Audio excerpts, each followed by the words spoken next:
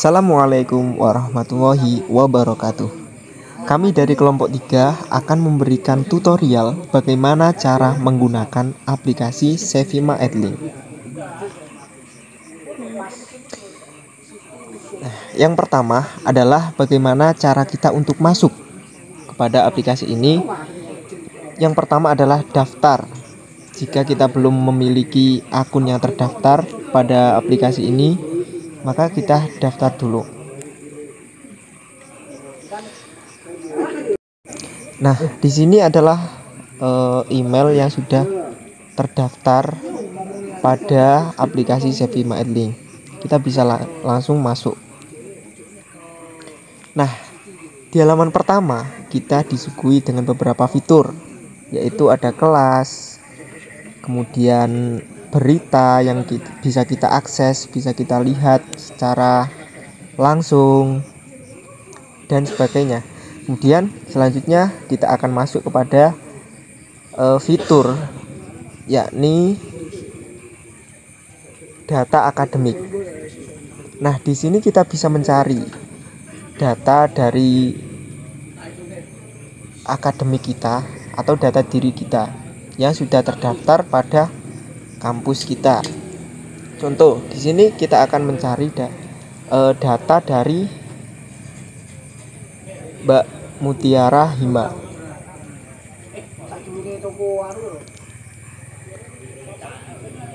Nah, ini sudah ada ya, Mutiara Hima Malini. Di situ sudah lengkap semua data diri yang ada.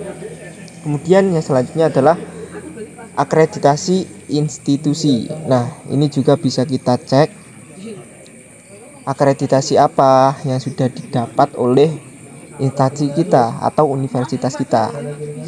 Nah, di sini contohnya. Di sini nanti kalau kita cek sudah lengkap semua. Kemudian yang selanjutnya adalah akreditasi program studi. Sama, kita tuliskan apa nama kampus kita. Di sini nanti akan tertera akreditasi apa saja.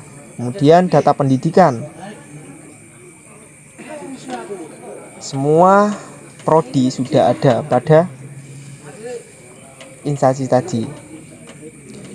Nah, di sini ada kelas. Nah, kelas ini ada dua, yaitu kelas akademik dan kelas umum. Yang mana kelas umum ini bisa diakses oleh semua orang yang sudah memasukkan kode atau scan lewat barcode yang telah dibagikan oleh si pembuat kelas.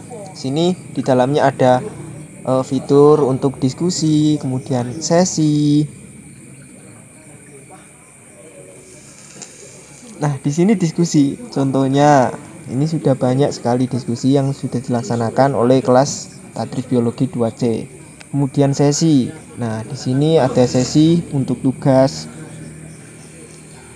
Kemudian draft. Kemudian ada juga fitur untuk tugas sendiri. Ini ada deadline dan sebagainya. Kemudian ada kuis. Kita juga bisa membuat kuis pada fitur ini. Kemudian ada laporannya buat laporan kuis. Nah, yang selanjutnya di situ ada kelompok, di mana kita bisa membagi beberapa kelompok dalam satu kelas. Bisa kita bagi secara otomatis dan secara manual. Contoh, secara manual bisa kita bagikan. Kita pilih siapa saja anggotanya secara manual yang sudah masuk kepada kelas ini. Seperti ini contohnya. Nah, kemudian kita juga bisa memilih siapa ketua kelompok dari kelompok ini. Pastinya secara manual. Kemudian sekarang yang kedua adalah akan kita coba pemilihan kelompok secara otomatis. Nah, ini akan dipilih secara otomatis dari aplikasi ini sendiri. Tinggal kita tentukan berapa anggota kelompok yang ada. Nanti sudah otomatis dan ketuanya siapa. Gitu. Nah, yang selanjutnya adalah kita lanjut ke opsi tugas kelompok. Nah, di sini sudah tertera ada judul, kemudian catatan, dan lampiran file atau tugas yang diberikan. Nah, di sini kita bisa memilih sesi 1 atau sesi 2 yang bisa kita tentukan sendiri. Kemudian yang selanjutnya adalah kita ke menu file. Nah, di sini berisi file yang telah dikirim ke dalam grup kelas. Kemudian yang selanjutnya kita akan melihat fitur apa saja yang ada pada titik 3 pojok kanan atas.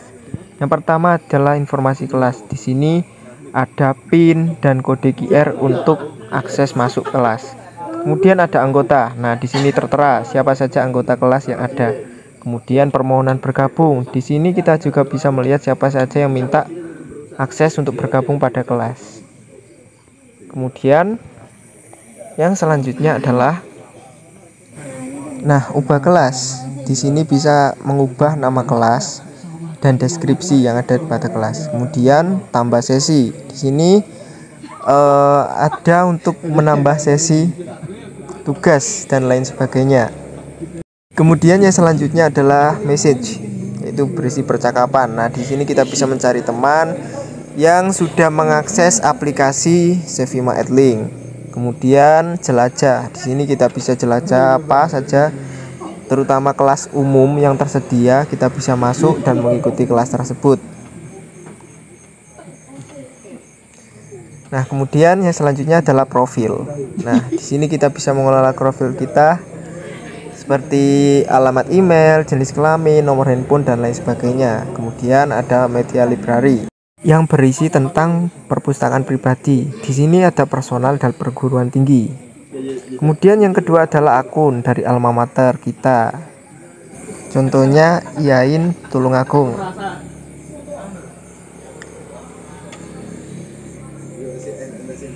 Nah, di sini kita belum menemukan, kita ganti dengan tulisan besar IAIN Tulungagung. Nah, berhubung akun kita belum disambungkan kepada kampus IAIN Tulungagung, maka kita belum bisa untuk mengaksesnya. Kemudian yang selanjutnya adalah di opsi pengaturan. Kita bisa mengubah sandi. Dari sandi yang awal kita rubah sesuai dengan keinginan kita. Kemudian selanjutnya adalah pertanyaan seputar Edlink. Di sini sudah tertera Q&A dari pertanyaan-pertanyaan yang ada dan sebagainya. Kemudian ada opsi untuk keluar dari aplikasi. Nah, begitulah teman-teman tutorial cara penggunaan aplikasi Sevima Edlink. Sekian dari kelompok kami, kelompok 3, kurang lebihnya kami ucapkan terima kasih. Assalamualaikum warahmatullahi wabarakatuh.